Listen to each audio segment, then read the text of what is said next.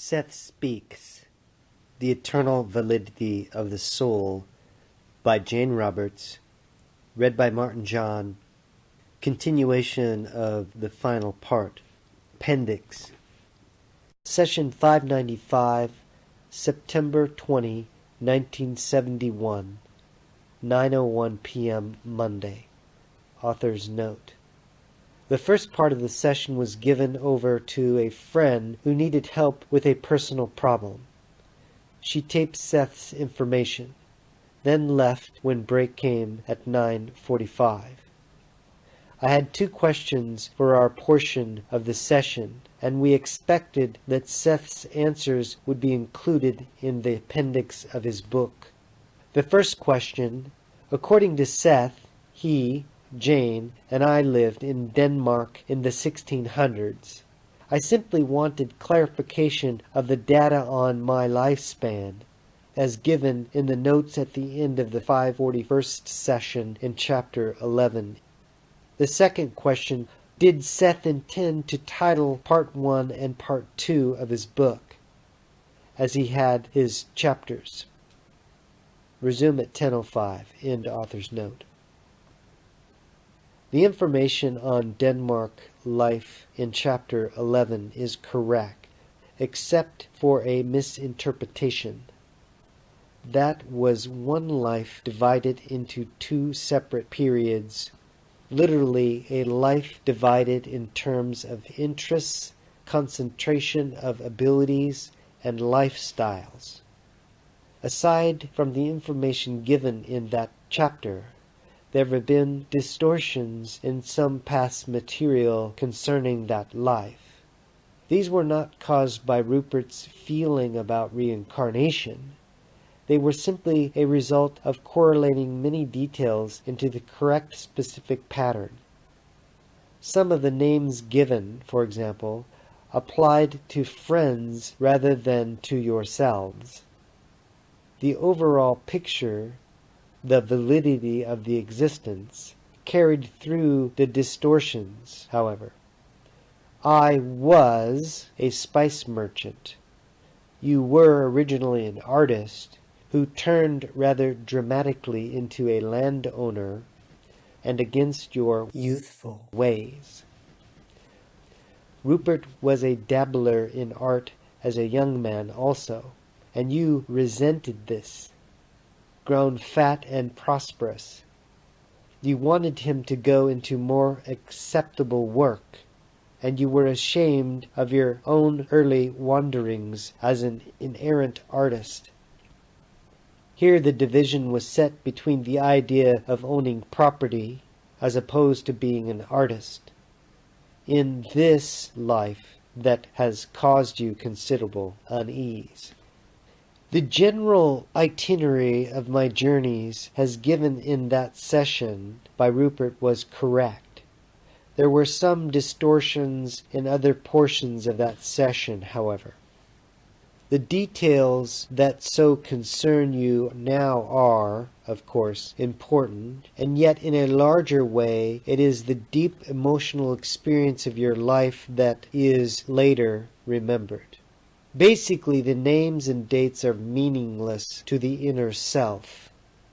Therefore, in reincarnational data, the emotional values will come through more vividly and with much less distortion. You place upon names and dates an importance you presently find of critical import. You insist upon them to add to the validity of past life narratives. Yet these are precisely those things that are forgotten first, and that have least value psychologically. Certain names will, therefore, spring into immediacy. You insist that the names be neatly placed, and yet often the inner self has great difficulty in this regard. For names simply do not matter. Persons and events of meaning carry strong emotional charges, will come through far clearer. Dates that are associated with emotional events will also be recalled. The past's life is like a crossword puzzle that must be put together, but at its center is the emotional reality from which the puzzle springs. Many such reincarnational narratives are liberally sprinkled with names and dates simply to satisfy those who insist upon them, because the emotional and psychological validity may not be accepted otherwise. This applies to any kind of reincarnational material, however it may be obtained. Now, the life in question is a recent one. In your terms, the details may be more readily recalled and far more precise. Even a life centuries ago may be perfect in detail, however, if it included, for example, battles or events of great import, where the dates themselves were impressed upon the personalities because of the occurrences at those times. Any emotional experience that is highly charged will carry a barrage of details along with it, but usual dates and usual names have little meaning. They have little meaning in your own reality. Basically speaking, relationships are far more important, and these you do not forget. These lives exist simultaneously across the board, however. This you should not forget. The useless paraphernalia is not important to the various personalities, however. Now or then, do you follow me? The reincarnational structure is built along the same lines of existence that you know now. Some individuals are more intrigued by detail than others. A particular previous personality may be one who had a great love of detail, in which case you would discover a richness of it. The particular likes and dislikes of any given personality will also have much to do with the descriptions given of a particular reincarnational episode. It will do no good to ask deep questions concerning the history of the times of some personality who was impoverished, ignorant, and limited. He simply would not know the answers. The picture of any given life, therefore, usually comes through the experience of the personality who lived it. Again, those details will emerge that were important to him. In my particular case, I am so unfocused on my own reincarnational selves, and they have gone so far on their own way, that I have little feeling of immediacy. Since we, Seth, Jane, and I, have been so involved, however, those relationships remain important, and in your terms our present relationship was latent then. The Denmark life exists as much as this one does for you. You are simply focused within this picture of reality. The reincarnational structure is a psychological one.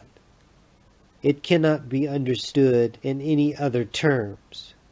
The distortions and interpretations that have built up about it are natural enough, considering what seems to be your practical experience with the nature of time. The reality, the validity, the immediacy of those lives do exist simultaneously with your present life.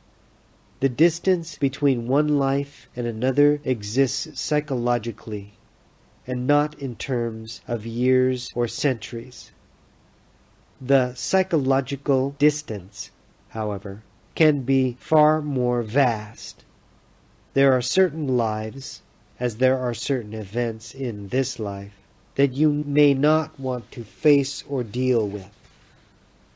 There may be great temperamental differences in some cases, between your personality in one given life and another, so that your present self simply could not relate to the other's experience. You will be more strongly drawn to those past lives that somehow reinforce your own at this time. You realize that your early memories are sparse. Most of you remember little of the years spent as an infant and child. You make use of the knowledge gained then, and while it is a part of you, you are not aware of it consciously. And so you are not consciously aware of other reincarnational existences. Earlier in this book, I mentioned alternate presence on several occasions, and reincarnational lives are indeed alternate presents. There is interaction between you and your reincarnational selves constantly.